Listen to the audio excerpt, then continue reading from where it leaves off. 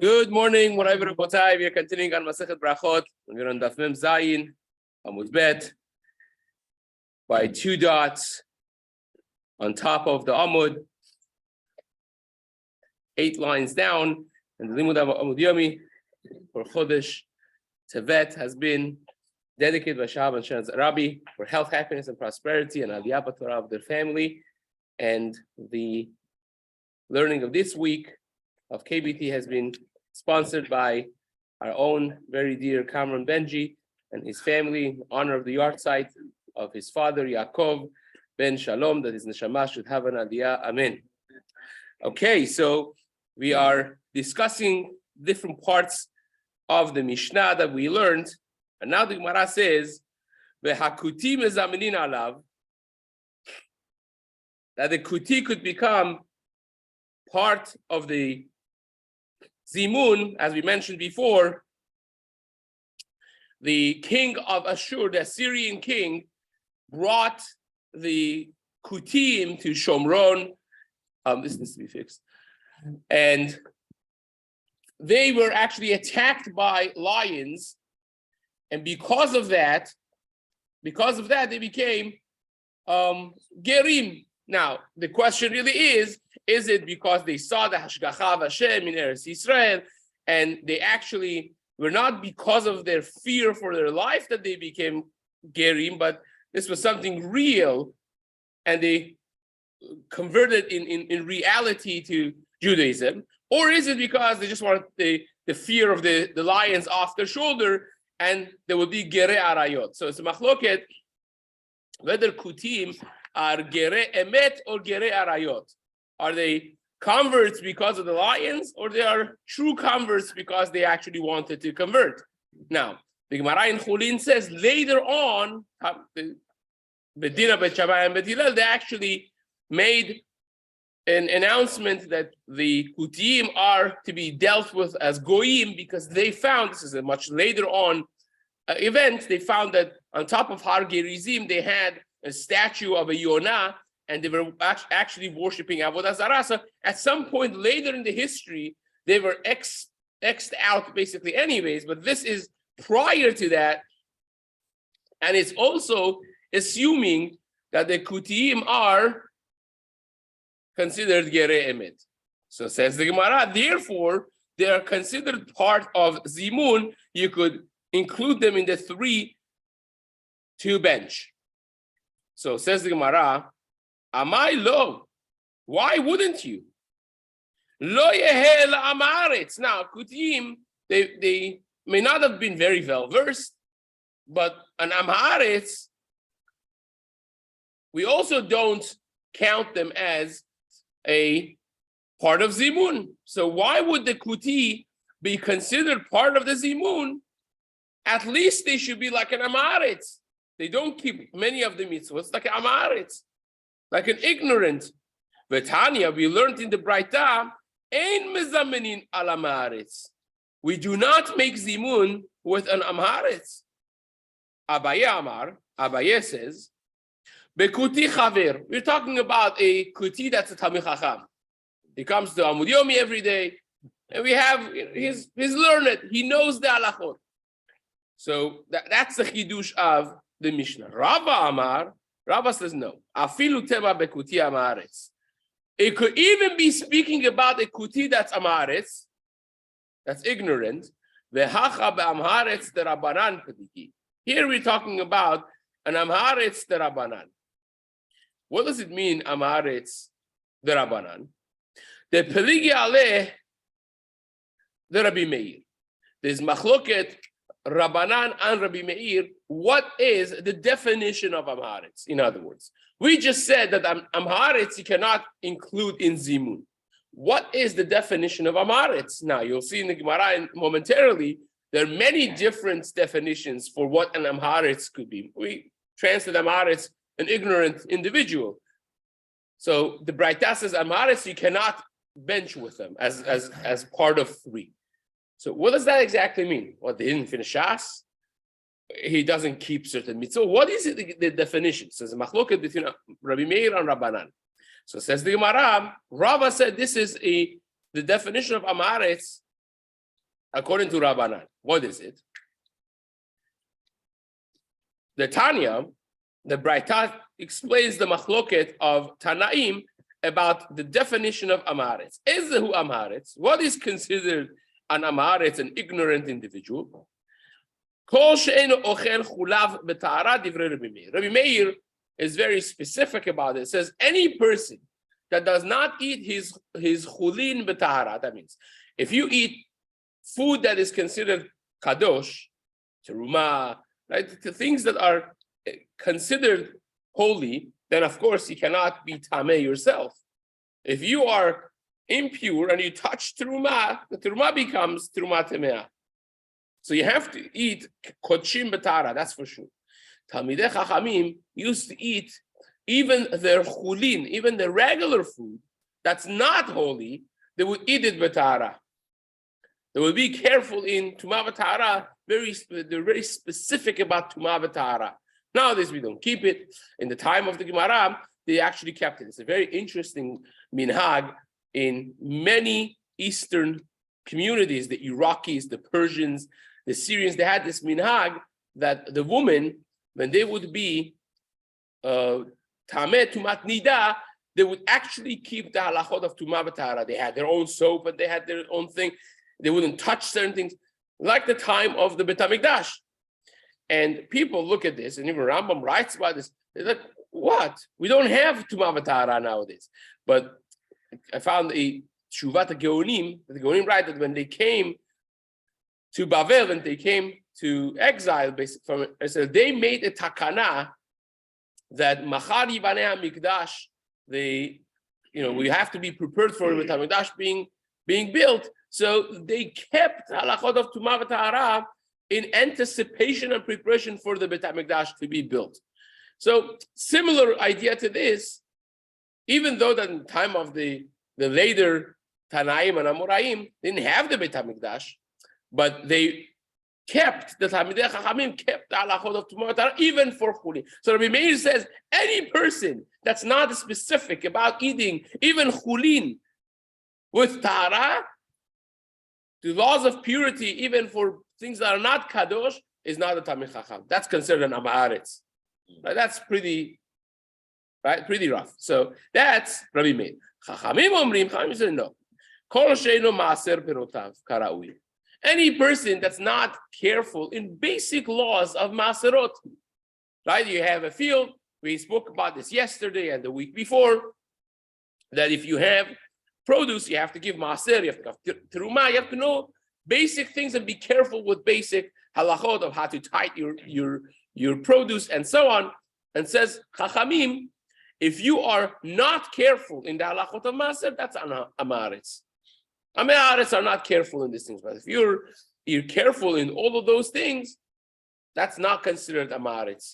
So you could have a kuti that is careful in the halachot of maaser, and it would be good to go. It's considered not Amaretz. So says the Gemara, Vehani kutai asuri ma'asari kedechazi. And we know, says the Gemara, that the kutiim, they actually are very careful and specific about the halachot of maaser. Why? The kutiim were very careful in anything that explicitly is mentioned in the Torah. So some of the Rabbanans or some of the Deoraitas that are not explicit in the Torah, they were not as specific about. They were not as careful. But things that are black and white in the Torah, the Kutim were careful, and not only they were careful, they were even more careful than the Jews, says the Gemara. The Amar more, as we learn, Kol mitzvah shechziku ba'kutim. Any mitzvah that the Kutim accepted upon themselves and they started doing it well, they are even more careful than the Jews to do those mitzvot. So maaser, it says it black and white in the Torah, is something that they took in and they do it to the T. So according to the Rabbanan, that being amaretz or not amaretz depends on giving maaser, kutim are not an amaretz. So therefore, is the chidush over here that you could be mesaref an ignorant kuti, says Rava, to a benching. So even if the guy is ignorant, but that's not considered halachic amaretz, because we go after Rabbanan, that amaretz means someone that's not careful in Maaser, and Kutim, we all know that they are careful in Maaser. So that's how they lay out of the Gemara. Abaye said, we're talking about a Talmid Chacham, that's Kuti, so it's not amaretz, it's a very learned person. Rava said, no, you don't need to be very learned. It could be an ignorant Kuti and still be considered part of Zimun, because being amaretz depends on being careful or not careful in laws of Maaserot, and Kutiyim, they are, even though that they are converts and they don't keep a whole lot of things, but this one thing they certainly keep, and they're even more careful than the regular Jews when it comes to the laws of tithes and Maaserot, and so on. So says the Gemara, now that we're at it, let us study a little bit more about who is considered an amaretz. Tanu Rabbanan, we learned, Ezu amaretz. So we learned two shitas of Rabbi Meir and Rabbanan about who's amaretz. There is more. Ezu amaretz, what is considered an amaretz? Kol she'eno koreh kriyat shema arvit v'shacharit. Any person that's not careful in the laws of kriyat shema, he's not careful to say kriyat shema in the morning, kriyat shema in the afternoon, in the evening time. Divrei Rabbi Eliezer. That's Rabbi Eliezer. We're talking about Rabbi Eliezer ben Hurkanus, aka Rabbi Eliezer HaGadol. Now, this, you think it doesn't happen for anyone that goes to Minyan, but nevertheless, if you pay attention on Shabbat, for instance, in this season, right, the Kriyat Shema Magen Avraham is 8 something, very early, so 8 before 8:30 maybe. So if you're not careful to say Shema, according to the Minhag of the Sfaradim, and which is according to Magen Avraham, you have already missed the time of Shema in the morning every single week on Shabbat if you're not mindful of doing it. The first mashgiach in our yeshiva, in Yeshiva Nisad, was Rav David Krunglas. And there's a famous story about him, how he once felt that the Bachram in Yeshiva are lax about Zman Kriyat Shema. During the week, even sometimes they would wake up late and lose even the Zman of Gra, which is the later one for Ashkenazim. So he once spoke in the Mussar Shemuz about this, and then he said, I could swear that since the day that I started understanding things until today, not one day in my life I have missed the Zman of Magen Avraham, the earlier Zman. Right, even though that he was not Sephardi, and that is a carefulness that we're talking about. Someone that is careful in the halachot of Kriyat Shema. So that is what Rabbi Eliezer says. Rabbi Eliezer holds amaretz is the person that's not careful in Kriyat Shema of morning and evening. Rabbi Yehoshua Omer. So Rabbi Eliezer and Rabbi Yehoshua, they're peers. They're both Rebbeim of Rabbi Akiva. They were both the teachers of Rabbi Akiva. So Rabbi Yehoshua says, any person that's not careful in the mitzvah of tefillin and doesn't put on tefillin every day. Ben Azai Omer, kol she'en bo tzitzit bebigdo. Any person that's not careful in wearing tzitzit. Rabbi Natan Omer, kol she'en mezuzah al pitcho. Rabbi Natan says, it depends on mitzvah mezuzah. Any person that's not careful or having mezuzah, that is what we are talking about. And again, mezuzah does not mean that you have just one mezuzah on the outside door, which for some reason this is something that is happening. You see many houses that they have one mezuzah on the outside, but the doorposts inside the house do not have mezuzah. Every door in the house that's chayav mezuzah really is the same as the outside door. If you have on the outside, or you don't have on your bedroom or any other room that is chayav mezuzah, is consider you don't have mezuzah on your door. Rab Natan ben Yosef Omer, Rab Natan bar Yosef says, Kol sheyesh lo banim ve'eno megadelam letalmud Torah. Any person that has children and doesn't raise them in the way that they will become Talmidei Chachamim. They doesn't raise them in the way of Talmud Torah. That means, of course, if it's public school, but also if it's a Jewish school that they grow up and more than 50% of them are not learned people, they're not Shomer Torah mitzvot, even if it's quote unquote Jewish, that's not Talmud Torah. You're not raising your children, you're paying the tuition, but you're not getting the outcome, right? You're not getting the. I was speaking to somebody about a certain specific Jewish school and said, "Oh, more than 50% of the alumni, the people, the graduates of the school, they don't keep full Shabbat even, right? So that's of course not considered mikadaram l'Talmud Torah." Acherim omrim, others say, "Afilu kara v'shana v'lo shemesh talmidei chachamim, harei ze am haaretz." Even if you learned the Tanakh, you know the Tanakh Baal Peh, and Shana, you learn Mishnayot, you know all the Mishnayot also Baal Peh. You're a very learned individual, but lo shimesh talmidei chachamim, but you were not meshamesh talmidei chachamim. What does that mean, meshamesh talmidei chachamim? Generally speaking, this is a terminology used for something that is similar to Gemara. That means you have the Mishnayot, but in order to really understand the Mishnayot, you have to stick around the Chachamim and say, okay, this Mishnah means this, which is the logics behind the Mishnayot, which now we have it compiled as Gemara, but it's more than Gemara. Is an ongoing Shimush Talmidei Chachamim. We had earlier on, if you remember, in Daf Zayin, in Masechet Berachot, that Gadol Shimusho Yoter Mirimudo, and there Rashi said, just hanging out with Talmidei Chachamim, learning from them the understanding of how the Torah is and it plays out, that is considered Shimush Talmidei Chachamim. Over here is more specific, that is learning of the reasons behind the Mishnayot, which you could only do before the Gemara was written by being around and learning from Talmidei Chachamim. So says the Gemara, Afilu kara v'shana, even if you are very well versed in Tanakh and in Mishnayot, but lo shimesh talmidei chachamim, harei ze am haaretz. This is considered am haaretz. Amar Rav Huna, shockingly, says the Gemara, halacha is like this last one that we just said. Rav Huna says, halacha ka'acherim. Halacha is like this, that even if you're a Talmid Chacham, you know the whole Tanakh Baal Peh, you know the whole Mishnayot, Shas Mishnayot Baal Peh, if you were not Meshamesh Talmidei Chachamim, you're considered am haaretz. Right? Now listen to this. Says the Gemara, Rami Bar Chama, lo azmin alet Rab Menasya bar Tachlifa. Rami Bar Chama had an opportunity to bench together with Rab Menasya bar Tachlifa and another individual. And he refused to bench with Rab Menasya bar Tachlifa because he felt that he has learned Safra, Sifri, Hilchata, he's learned all the Midrashim and Mishnayot, but he was not Mishamesh Talmidei Chachamim. So even though that Rab Menasya bar Tachlifa is one of the names in the Gemara, is a Talmidei Chacham, he said, you consider him haaretz. I'm not doing benching with you, right? So look at what the Gemara says.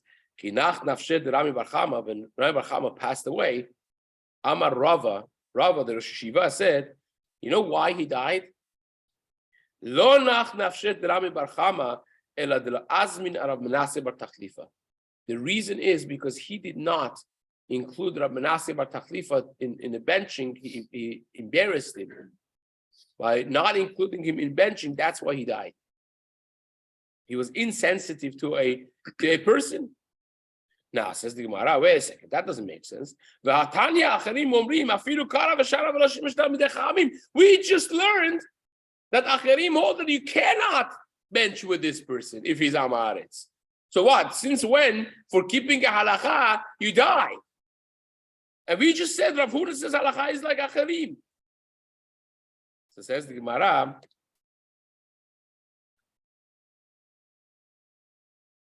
Shani Rab Menasya bar Tachlifa, the mashma lehul v'Rabbanan. Says no, Rab Menasya bar Tachlifa was a Talmid Chacham. He actually did shimush Talmidei Chachamim. V'Rami Bar Chama hu delo dak abatre. Rami Bar Chama did not do proper due diligence. He did not do his homework to actually find out that he was Meshamesh Talmidei Chachamim as well, and therefore him not including Rab Menasya bar Tachlifa in a zimun was a wrongdoing, which was baseless, and therefore he was punished. There are others who say that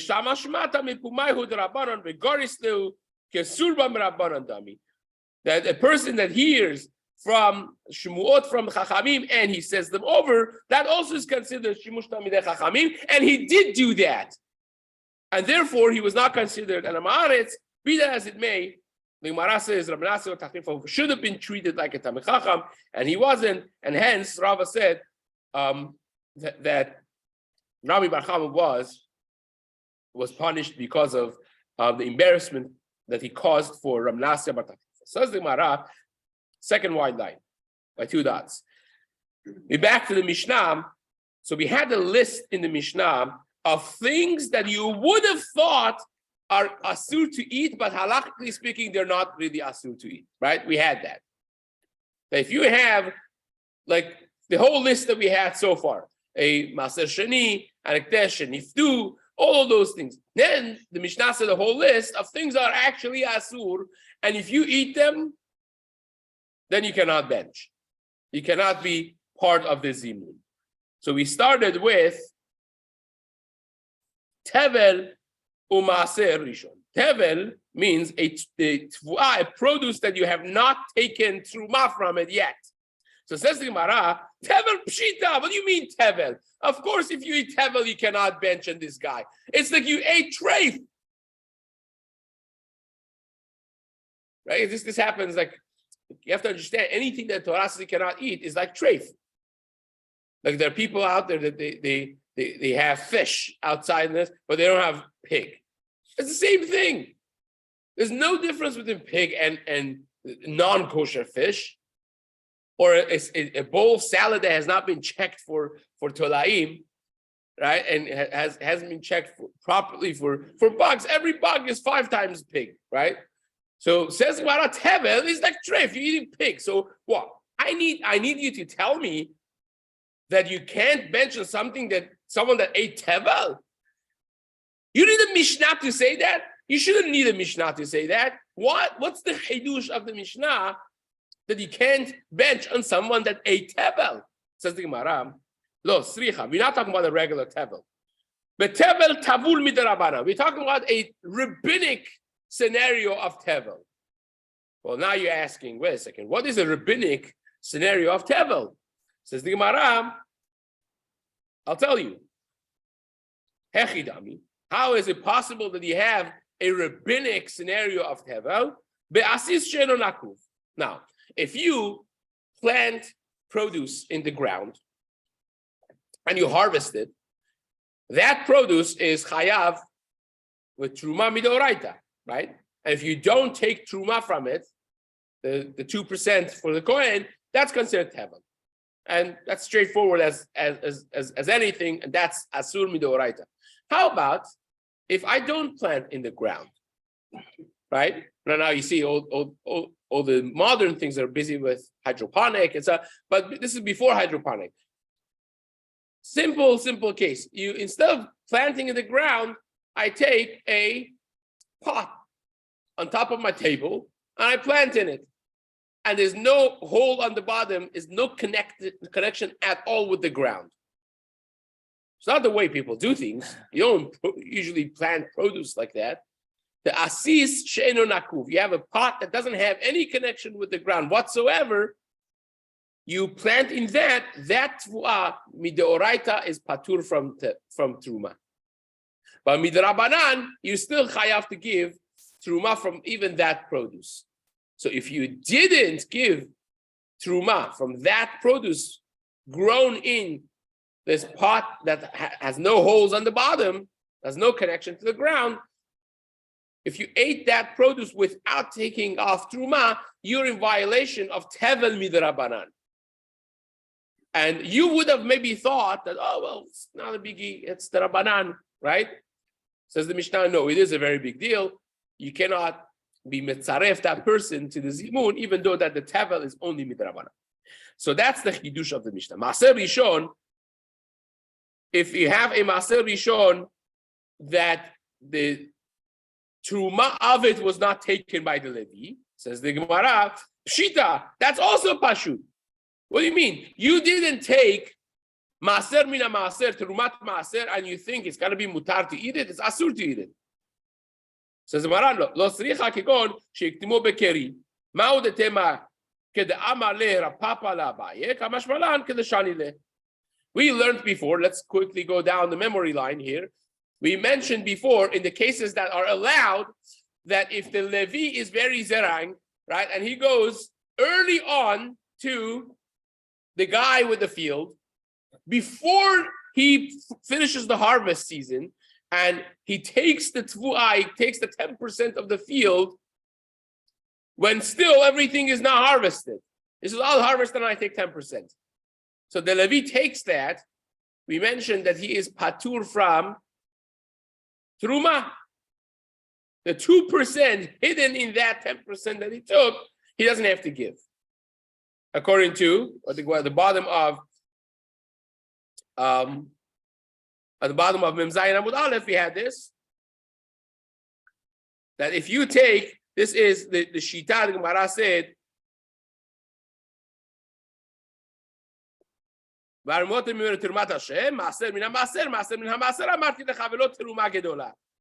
So this is the Shita of Rabbi Abahu that the Gemara brought on the bottom of Mem Zayin Amud Aleph.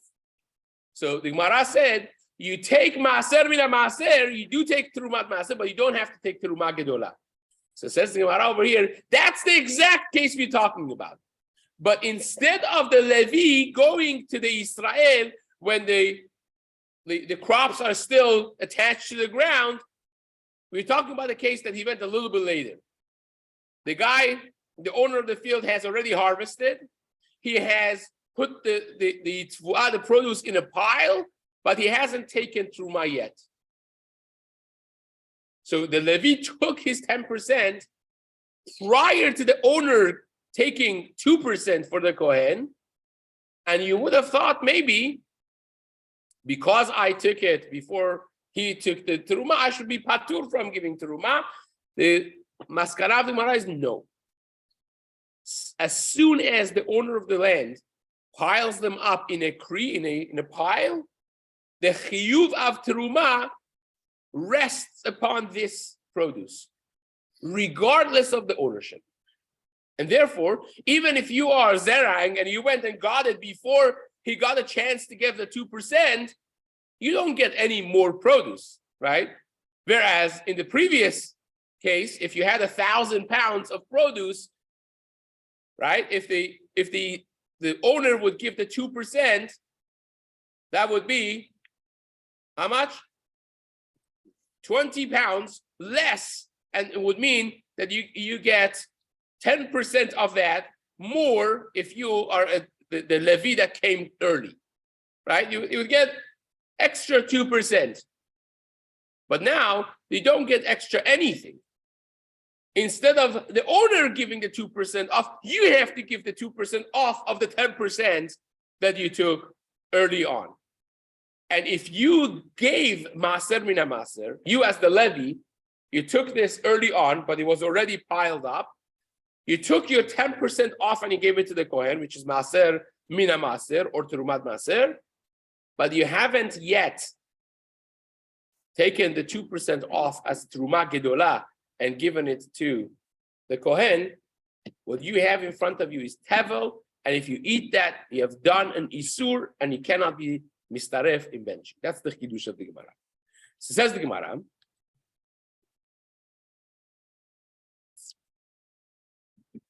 so Maaser Rishon, we explained it. Let's just go through the wording of the Gemara. This is the third wide line. Maaser Rishon Pshita Lo Sricha Kigon Shiktimo Bekeri. That you came early, but it was already piled up in a pile. Ma'u Tema, you would have maybe thought, maybe you would have thought, like Rapapa said to Abaye, suggesting that even when it's piled up, if the Levi comes early enough that the owner has not taken the 2% off yet, you should be off the hook. Therefore, the Mishnah comes and says, Kamash Malan Kedeshanile. The Mishnah teaches us the halacha is not like the suggestion of Rav Papa to Abaye. It is like the answer of Abaye to Rav Papa, that once you pile the produce up, regardless of who owns it, the obligation of Teruma Gedola rests upon this food, this produce, and until you take the 2% off, the Truma Gedola off, it's going to be asur to eat it.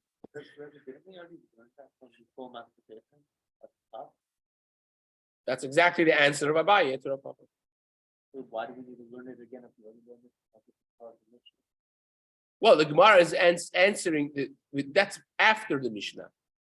Just like the question of Rav Papa to Abaye, also if you say that, the first part of the Mishnah would be not needed, right? So 2 parts of the Mishnah by the one that's mutar, because you took it before it was a kri, and the second part of the Mishnah that we just learned, both of them have a drasha, but that's post the Mishnah. The chidush is that drasha. Right? Clear? Says the Gemara. This is a case where the levy took. It's not the case where the owner gave the levy without himself taking it. It doesn't make a difference. It doesn't make a difference. Yeah. So the levy's chayav for eating that, and then Bedi Eved, the owner has to give the 2% anyways, even though the levy now has. Well, he has to give 2% from what he has anyways. Correct. But the levy wouldn't have to give the 2%. The question is the part that Levi took. Right, What happens with that part? Does he have to give The owner's on the hook anyways. Says the Gemara, 5th wide line. Maaser Sheni. So we learned that if you have a Maaser Sheni and Hektesh Shelo Nifdu, a Maaser Sheni and a Hektesh that were not redeemed, if you eat them, you cannot bench. The Master says, that's also Pshita. What do you mean? If you have Hektesh, you can't eat it before you redeem it. If you have Maaser Sheni and you're not taking it to Yerushalayim, you cannot eat it outside Yerushalayim. So what's the chidush? That if you eat it before the pidyon, before the redemption, before redeeming it, of course you cannot eat it. So what's the chidush over here? Says Gemara, lo tzricha sheniftu velo niftu keilchatan.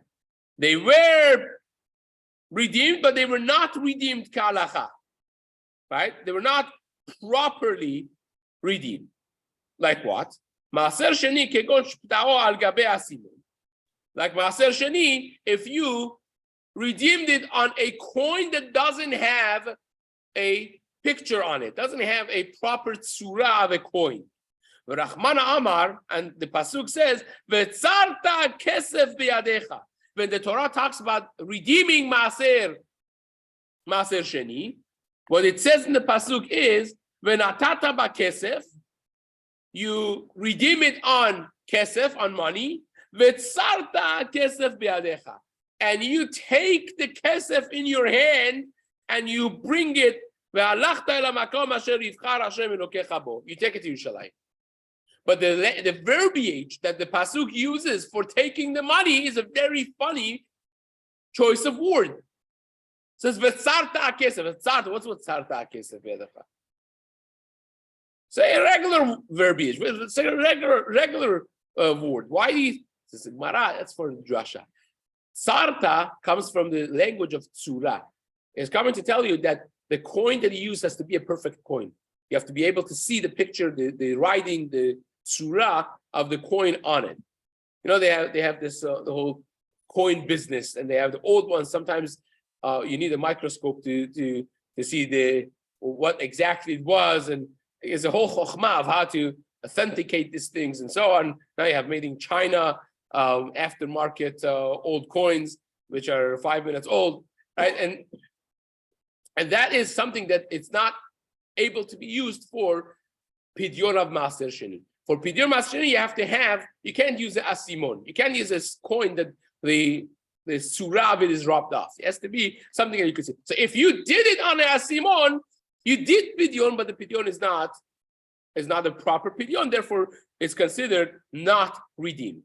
V'sarta kesef biyadecha kesef sheyesh alav tzura, and if you did it on asimon, it's not considered a proper redeeming, proper pidyon. Hektesh, and hektesh that was not properly redeemed, shechalalo al gabe karka velo pedao b'kesef. That you did the chilul, you did the redemption of the hekdesh on a piece of land instead of doing it on money. Rachmana Amar, and Hashem has said, "V'natana kesef v'kamlo." It says it has to be worth kesef. You can't do it with something that's worth money. It has to be money. Says the pasuk that talks about the pidyon of hekdesh says it says ve'im ga'ol yig'al et hasadeh hamaktish oto v'yasaf chamishit kesef erkecha alav ve'kamlo. It has to be kesef, and therefore, if you did it on al gabe karka, that is not considered a proper pidyon, and therefore the chidush of the Mishnah is if you did do the pidyon, but you didn't do it like it's halacha, it's considered not nifteh, and if you eat that hekdesh or that maser shani, you cannot be part of zimun, and Be'ezrat Hashem will continue this in place to come.